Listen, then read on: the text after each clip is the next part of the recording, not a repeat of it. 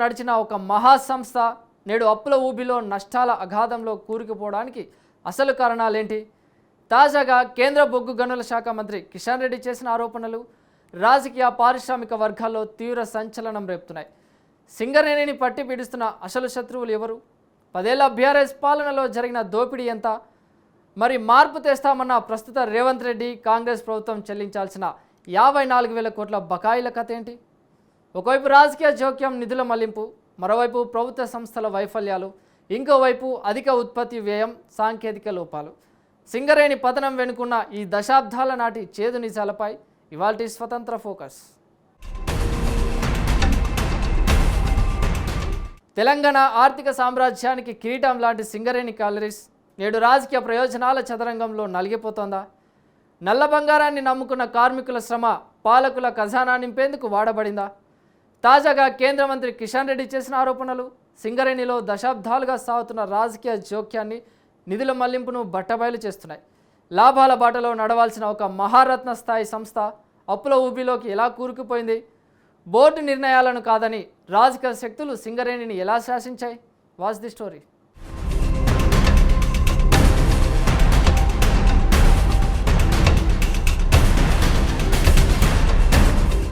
Singareni collieries company limited కేవలం ఒక బొగ్గు ఉత్పత్తి సంస్థ మాత్రమే కాదు, అది తెలంగాణ ప్రగతికి మూలాధారం.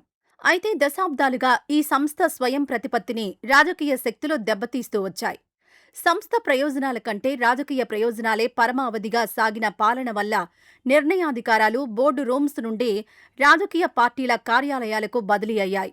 ఈ వ్యవస్థాగత జోక్యమే సింగరేణి లాభాల గ్రాఫ్ను క్రమంగా కిందకి దిగజార్చడానికి ప్రధాన కారణమైంది.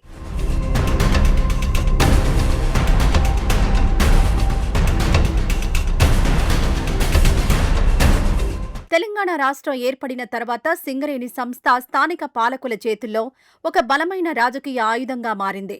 గత 10 ఏళ్ల బీఆర్ఎస్ హయాంలో సంస్థను ఒక ప్రభుత్వ రంగ సంస్థగా కాకుండా సొంత ఆస్తిగా భావించి పాలించారనే విమర్శలు బలంగా ఉన్నాయి.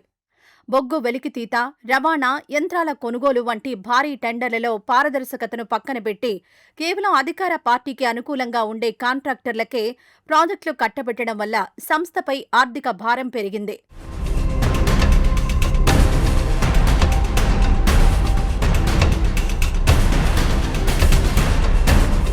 ఒక గనుల సంస్థ మనుగడ సాగించాలంటే వచ్చే లాభాలను తిరిగి కొత్త గనుల అన్వేషణకు, సాంకేతిక పరిజ్ఞానాన్ని ఆధునీకరించడానికి పెట్టుబడిగా పెట్టాలి. కానీ సింగరేణి విషయంలో ఇది రివర్స్లో జరిగింది. సంస్థకొచ్చిన మిగులు నిధులను బొగ్గు గనుల అభివృద్ధికి వాడకుండా రాష్ట్ర ప్రభుత్వ అవసరాల కోసం గత పాలకులు సింగరేణి సంస్థ ఆదాయాన్ని బొగ్గు రంగానికి కాకుండా ఫుట్బాల్ మ్యాచ్లు వంటి అనవసరమైన వాటికి మళ్లించారు. అంతేకాదు వివిధ రకాల స్వార్థ ప్రయోజనాల కార్యక్రమాలకు మళ్లించారు. దీనివల్ల సంస్థ అంతర్గత ఆర్థిక వనరులు హరించుకుపోయి కొత్త ప్రాజెక్టులు చేపట్టడానికి నిధులు లేని పరిస్థితి ఏర్పడింది.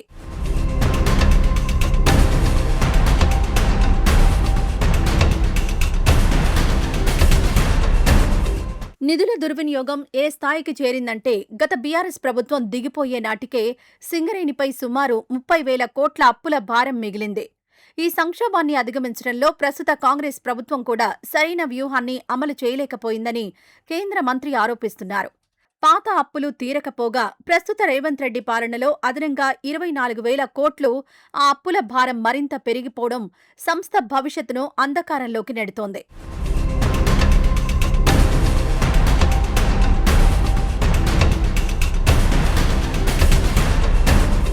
సింగరేణిలో కార్మిక సంఘాల ఎన్నికలు దేశంలోనే అత్యంత ప్రతిష్టాత్మకంగా జరుగుతాయి. ఈ ఎన్నికల్లో గెలిచి తమ పట్టు నిలుపుకోవడం కోసం అధికారంలో ఉన్న పార్టీలు కార్మికులకు సాధ్యం కాని, ఆచరణ సాధ్యం కాని హామీలను గుప్పించాయి. సంస్థ ఆర్థిక స్థితిగతులను పరిగణలోకి తీసుకోకుండా కేవలం తాత్కాలిక ఓట్ల లబ్ధి కోసమే యాజమాన్యంపై ఒత్తిడి తెచ్చి రాయితీలిప్పించడం వల్ల సంస్థ దీర్ఘకాలిక ప్రణాళికలు దెబ్బతిన్నాయి.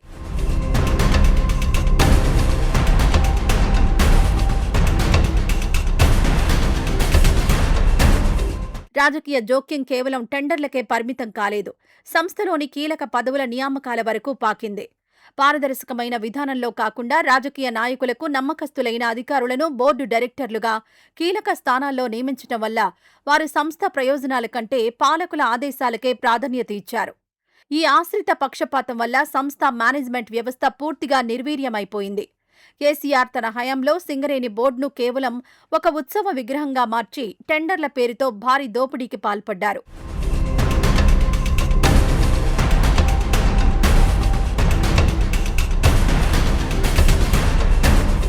సింగరేణి కార్మికుల సుదీర్ఘ డిమాండ్ అయిన డిపెండెంట్ ఉద్యోగాల పునరుద్ధరణ అంశాన్ని కూడా రాజకీయ పార్టీలు తమ స్వార్థానికి వాడుకున్నాయి. ఎన్నికల ముందు ఈ హామీని తెరపైకి తేవడం, అధికారంలోకి వచ్చాక కోర్టు కేసుల పేరుతోనో లేదా ఇతర సాంకేతిక కారణాల పేరుతోనో జాప్యం చేయడం వల్ల కార్మికుల్లో తీవ్ర అసంతృప్తి నెలకొంది. ప్రాణాలు పణంగా పెట్టి పనిచేసే కార్మికుల నమ్మకాన్ని రాజకీయ లబ్ధి కోసం వాడుకోవడం సంస్థ అంతర్గత స్థిరత్వాన్ని దెబ్బతీస్తుంది. గత బీఆర్ఎస్ ప్రభుత్వ నిర్లక్ష్యం, తప్పుడు విధానాల వల్లే సింగరేణిలో ఉద్యోగుల సంఖ్య 70,000 నుండి ఏకంగా 40,000కు పడిపోయింది.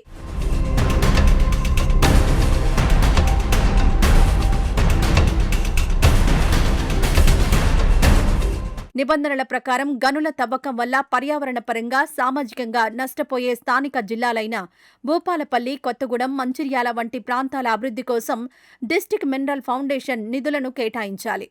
కానీ 100 కోట్ల రూపాయల నిధులను స్థానిక పాలకుల ఒత్తిడితో గనుల ప్రభావిత ప్రాంతాలకు కాకుండా ఇతర ప్రాంతాల్లోని రాజకీయ ప్రయోజనాలకు, ప్రచార కార్యక్రమాలకు మళ్లించారనే ఆరోపణలు క్షేత్రస్థాయిలో వాస్తవంగా కనిపిస్తున్నాయి.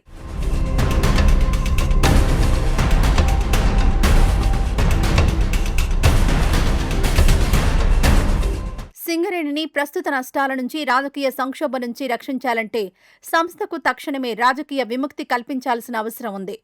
నిధుల మళ్లింపును అరికట్టి కేవలం ప్రొఫెషనల్ మేనేజ్మెంట్ చేతుల్లోకి సంస్థను అప్పగించినప్పుడే సింగరేణి పూర్వ వైభవాన్ని సాధించగలదు. కేంద్ర మంత్రి కిషన్ రెడ్డి డిమాండ్ చేసినట్లుగా తప్పు చేసిన వారిపై చర్యలు తీసుకుంటూనే కార్మికుల సంక్షేమానికి మొదటి ప్రాధాన్యత ఇచ్చినప్పుడే తెలంగాణకు ఆదాయ వనరైన ఈ నల్ల బంగారు క్షేత్రం నిలబడుతుంది.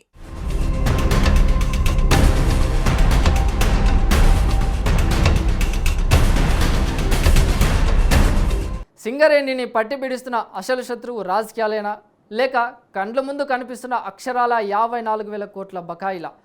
కష్టపడి బొగ్గు తీసి దేశానికి వెలుగులు పంచుతున్న సింగరేణి తానే చీకట్లోకి మగ్గిపోవడానికి కారణమెవరు? ప్రభుత్వ విద్యుత్ సంస్థలు వాడుకున్న బొగ్గుకు బిల్లులు చెల్లించకపోవడం వెనుకున్న అసలు రహస్యం ఏంటి? కార్పొరేట్ సామాజిక బాధ్యత నిధులు సైతం దారి మళ్లడం, సొంత థర్మల్ పవర్ ప్లాంట్ నుంచి రావాల్సిన ఆదాయం నిలిచిపోవడం, వీటన్నిటికీ తోడు పన్నుల భారం సింగరేణి ఎలా కోలుకోలేని దెబ్బతీశాయి? Watch the story.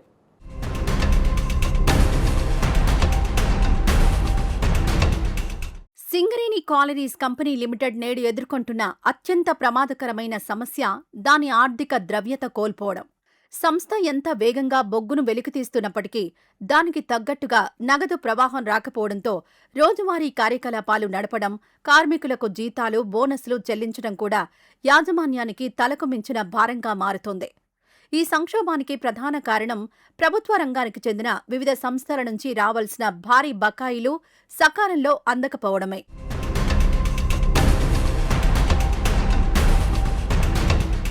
సింగరేణి నుంచి అత్యధికంగా బొగ్గును కొనుగోలు చేసేది తెలంగాణ విద్యుత్ ఉత్పాదక సంస్థ, రాష్ట్ర పరిధిలోని థర్మల్ పవర్ ప్లాంట్లు. దశాబ్దాలుగా ఈ సంస్థలు వాడుకున్న బొగ్గుకు సంబంధించిన బిల్లులను రాష్ట్ర ప్రభుత్వాలు సకాలంలో చెల్లించకుండా పెండింగ్లో పెట్టాయి. ఫలితంగా ప్రస్తుతం ఈ బకాయిల మొత్తం అక్షరాల 54,000 కోట్లకు చేరింది. ఇంత భారీ మొత్తాన్ని ఒకే చోట నిలిపివేయడం ఏ ప్రభుత్వ రంగ సంస్థనైనా దివాళా తీయించడానికి సరిపోతుంది.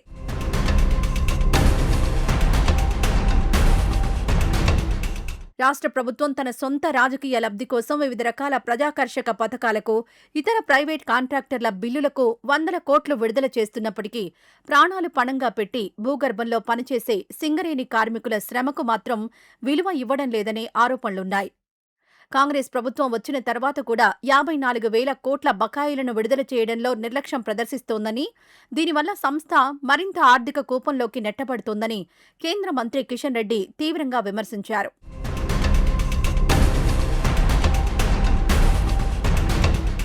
చట్ట ప్రకారం సింగరేణి సాధించే లాభాల్లోంచి కొంత శాతాన్ని కార్పొరేట్ సామాజిక బాధ్యత కింద గనుల ప్రభావిత ప్రాంతాలైన కొత్తగూడెం, బెల్లంపల్లి, భూపాలపల్లి, మంచిర్యాల వంటి జిల్లాల అభివృద్ధికి ఖర్చు చేయాలి. అక్కడి రోడ్లు, ఆసుపత్రులు, తాగునీరు, విద్యా వస్తుల మెరుగుదలకు ఈ నిధులు వాడాలి.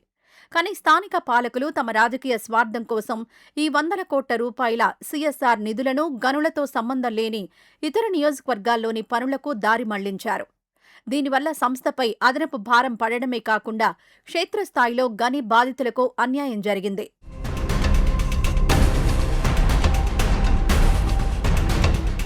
మంచిర్యాల జిల్లా జైపూర్లో సింగరేణి సంస్థ సొంతంగా నిర్మించిన 1200 మెగావాట్ల థర్మల్ పవర్ ప్లాంట్ సంస్థకు ఒక అదనపు ఆదాయ వనరుగా మారాల్సిందే.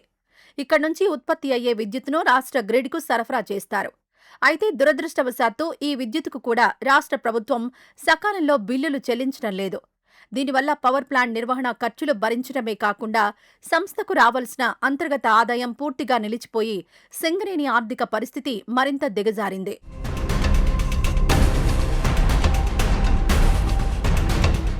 తెలంగాణ డిస్కంలు, జెన్కో తీవ్రమైన నష్టాల్లో నడవడం వల్ల ఆ నష్టాల ప్రభావం పరోక్షంగా సింగరేణిపై పడుతోంది. విద్యుత్ సంస్థలు తాము వసూలు చేసిన మొత్తాన్ని సింగరేణికి చెల్లించకుండా ఇతర అవసరాలకు వాడుకుంటున్నాయి. ప్రభుత్వ సంస్థల మధ్య ఉండాల్సిన ఈ సమన్వయ లోపం, ఒకరి నష్టాలను మరొకరిపై రుద్దే ఈ వైఖరి కారణంగా లాభాల్లో ఉన్న సింగరేణి సంస్థ కూడా నష్టాల బాట పట్టాల్సి వచ్చింది.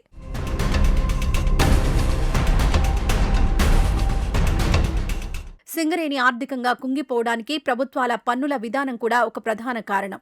కేంద్ర రాష్ట్ర ప్రభుత్వాలు విధిస్తున్న విభిన్న పన్నులు, రాయల్టీలు, నేషనల్ మినరల్ ఎక్స్ప్లోరేషన్ ట్రస్ట్ ఫీజులు, జీఎస్టీ సెస్ల భారం సింగరేణి బొగ్గుపై విపరీతంగా పడుతోంది. ఈ అదనపు పన్నుల కారణంగా సింగరేణి ఉత్పత్తి చేసే బొగ్గు ధర మార్కెట్లోని ఇతర ప్రైవేట్ బొగ్గు కంటే లేదా విదేశీ దిగుమతి బొగ్గు కంటే ఖరీదైనదిగా మారుతోంది. ఫలితంగా కొనుగోలుదారులు ప్రత్యామ్నాయాల వైపు చూస్తూ ఉండడంతో సింగరేణి నష్టపోతోంది.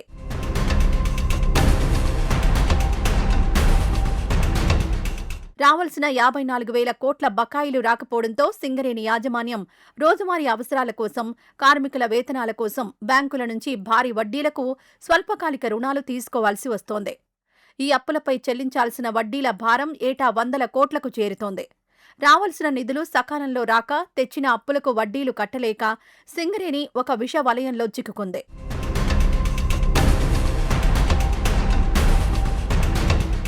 సింగరేణి సంస్థను ఆర్థిక సంక్షోభం నుండి రక్షించాలంటే మాటల కంటే తక్షణ కార్యాచరణ అవసరం. రాష్ట్ర ప్రభుత్వం తాత్సారం చేయకుండా జెన్కో ద్వారా రావాల్సిన 54,000 కోట్ల బకాయిలను విడతల వారీగా అయినా సకాలంలో చెల్లించాలి.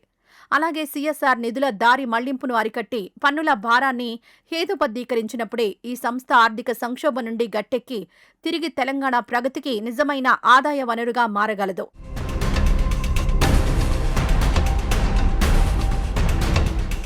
శతాబ్ద కాలపు ఘన చరిత్ర, గనుల నిండా నల్ల బంగారం, కానీ నేడు భవిష్యత్తు శూన్యం.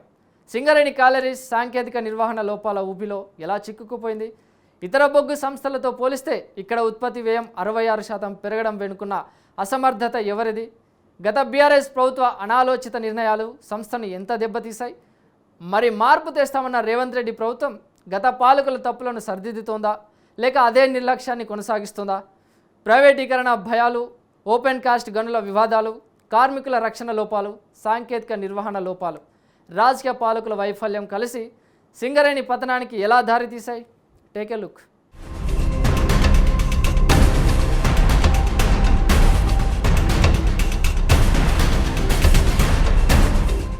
సింగరేణి సంస్థ ఇతర బొగ్గు ఉత్పత్తి సంస్థలతో పోటీ పడలేకపోవడానికి ప్రధాన కారణం విపరీతంగా పెరిగిపోయిన ఉత్పత్తి వ్యయం. ఉదాహరణకు వెస్టర్న్ కోల్ ఫీల్డ్స్ వంటి ప్రభుత్వ రంగ సంస్థలో 1 టన్ను బొగ్గును వెలికితీయడానికి 1,736 రూపాయలు ఖర్చు చేస్తుంటే సింగరేణిలో అది 2,878 రూపాయలకు చేరుకుంది. అంటే ఇతరుల కన్నా దాదాపు 66% అదనపు ఖర్చు అవుతోంది. ఆధునిక సాంకేతిక పరిజ్ఞానాన్ని సకాలంలో అందుకోకపోవడం, యంత్రాల నిర్వహణలో లోపాలు, మితిమీరిన అంతర్గత వృధా కారణంగానే ఈ ఉత్పత్తి వ్యయం పెరిగి సంస్థను నష్టాల తీరానికి చేర్చింది. సింగరేణి భవిష్యత్తును అంధకారంలోకి నెట్టడంలో గత బీఆర్ఎస్ ప్రభుత్వం తీసుకున్న అనాలోచిత నిర్ణయాలు ప్రధాన పాత్ర పోషించాయి. కేంద్ర ప్రభుత్వం దేశవ్యాప్తంగా నిర్వహించిన కొత్త బొగ్గు బ్లాకుల వేలం పాటల్లో సింగరేణి పాల్గొనకూడదని గత పాలకులు పట్టుబట్టారు. వేలం లేకుండానే తమకు గనులు కేటాయించాలని పట్టుబట్టి చివరకు వేలంలో పాల్గొనకుండా వెనుకబడిపోయారు. దీనివల్ల ఒడిశా వంటి ఇతర రాష్ట్రాల్లోని లాభదాయకమైన బొగ్గు బ్లాకులను సింగరేణి దక్కించుకోలేకపోయింది. ఈ వ్యూహాత్మక వైఫల్యం వల్ల సంస్థ అంతర్గత ఉత్పత్తి, భవిష్యత్తు ఆదాయ వనరులు తీవ్రంగా దెబ్బతిన్నాయి. నేను ఈరోజు కేసీఆర్ అడుగుతా ఉన్నాను, 10 సంవత్సరాలు మీరు అధికారంలో ఉండి వేలం పాటలో పాల్గొనలేదు కదా, సాధించింది ఏంటో చెప్పాలి. సింగరేణి ప్రాంతానికి చేసిన మేలు ఏంటో చెప్పాలి. కొన్ని జెన్కోకు బ్లాకులు ఇస్తే కేంద్ర ప్రభుత్వము క్యాప్టివ్ మైన్ కింద బ్లాకులు ఇస్తే, కోల్ బ్లాక్స్ నరేంద్ర మోడీ గారు తెలంగాణ ఏపీ జెన్కోకి ఇస్తే క్యాప్టివ్ మైన్ కింద ఇవ్వచ్చు అన్నమాట. ఆ బ్లాక్ ఇస్తే దాన్ని అమ్ముకున్నాడు, వేల కోట్ల రూపాయలకు అమ్ముకున్నాడు కేసీఆర్. సింగరేణి ఆ తెలివి నువ్వు కేంద్ర ప్రభుత్వాన్ని అడుగుతున్నావు కదా, ఏపీకి వచ్చినటువంటి జెన్కో క్యాప్టివ్ మైన్ సింగరేణి కార్మికులకు ఎందుకు ఇవ్వలేదు నేను చెప్తా ఉన్నాను.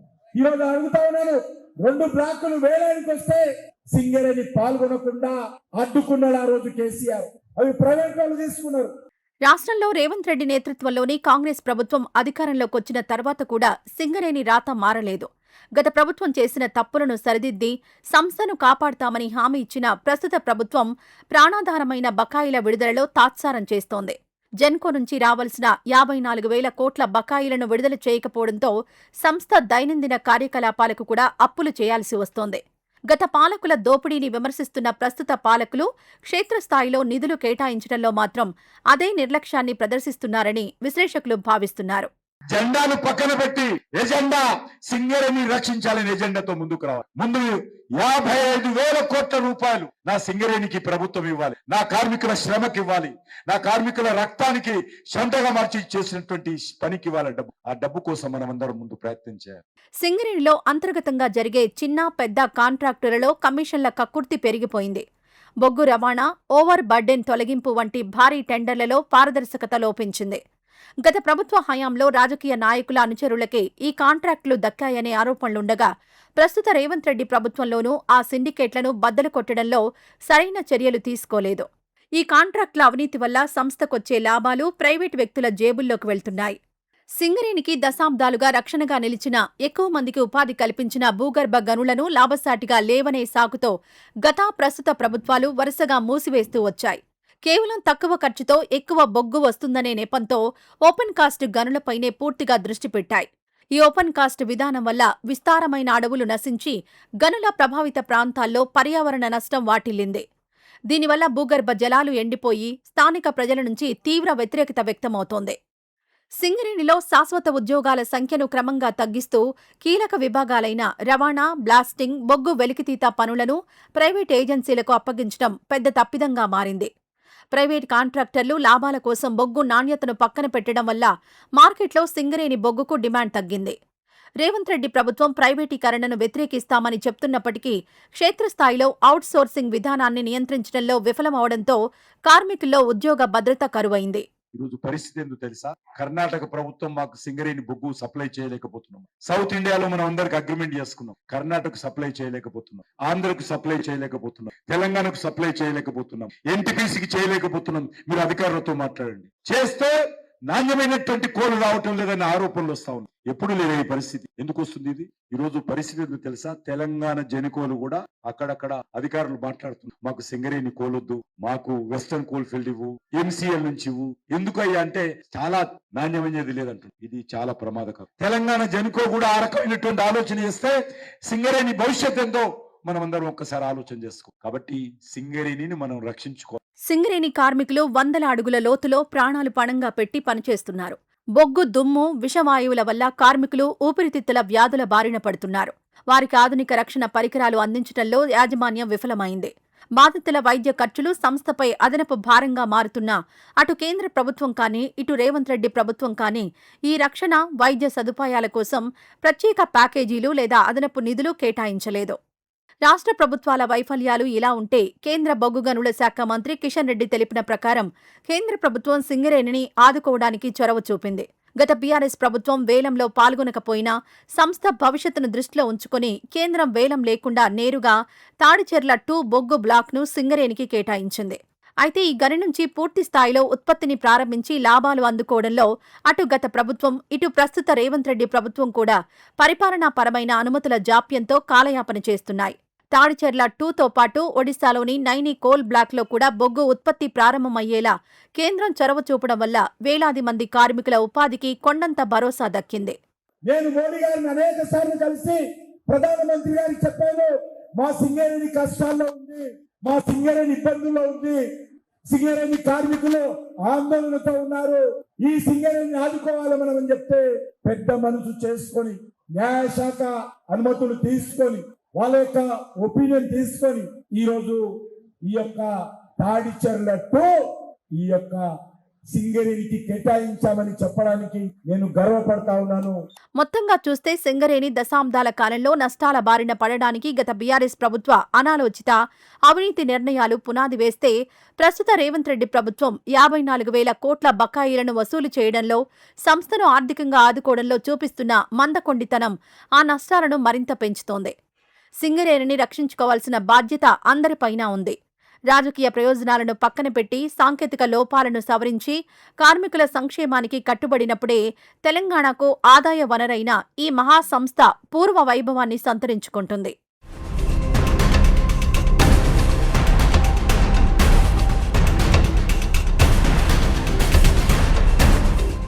చూశారుగా, ఇది సింగరేణి చుట్టుముట్టిన సంక్షోభం వెనుకున్న అసలు నిఘా నివేదిక. సింగరేణి నష్టాల బారిన పడటానికి ఏ ఒక్కరినో బ్లేమ్ చేయలేం. గత బీఆర్ఎస్ ప్రభుత్వ అనాలోచిత నిర్ణయాలు, నిధుల దారి మళ్లింపు ఒక ఎత్తు అయితే, ప్రస్తుత రేవంత్ రెడ్డి ప్రభుత్వం 54,000 కోట్ల బకాయిలను విడుదల చేయడంలో చూపిస్తున్న జాప్యం సంస్థను మరింత కుంగదీస్తోంది. కేంద్రం తాడిచెర్ల 2 లాంటి బ్లాకులను కేటాయించి ఆదుకునే ప్రయత్నం చేస్తున్నా క్షేత్రస్థాయిలో రాజకీయాలు మాత్రం ఆగడం లేదు. పాలకులు మారుతున్నారు, ప్రభుత్వాలు మారుతున్నాయి, కానీ ప్రాణాలు పణంగా పెట్టి భూగర్భంలో చెమటోడుస్తున్న కార్మికుడి రాత మాత్రం మారడం లేదు. ఇప్పటికైనా రాజకీయ ప్రయోజనాలను పక్కన పెట్టి బకాయిలను తక్షణమే విడుదల చేసి సింగరేణికి రాజకీయ విముక్తి కల్పించకపోతే తెలంగాణకు వెలుగులు పంచిన ఈ నల్ల బంగారు క్షేత్రం శాశ్వతంగా చీకట్లోకి మగ్గిపోయే ప్రమాదం ఉంది. ఇది ఇవాళ స్వతంత్ర ఫోకస్. రేపు మరో అంశంతో మళ్ళీ కలుద్దాం. నిరంతర వార్తా స్రవంతి కోసం చూస్తూనే ఉండండి మీ స్వతంత్ర టీవీ.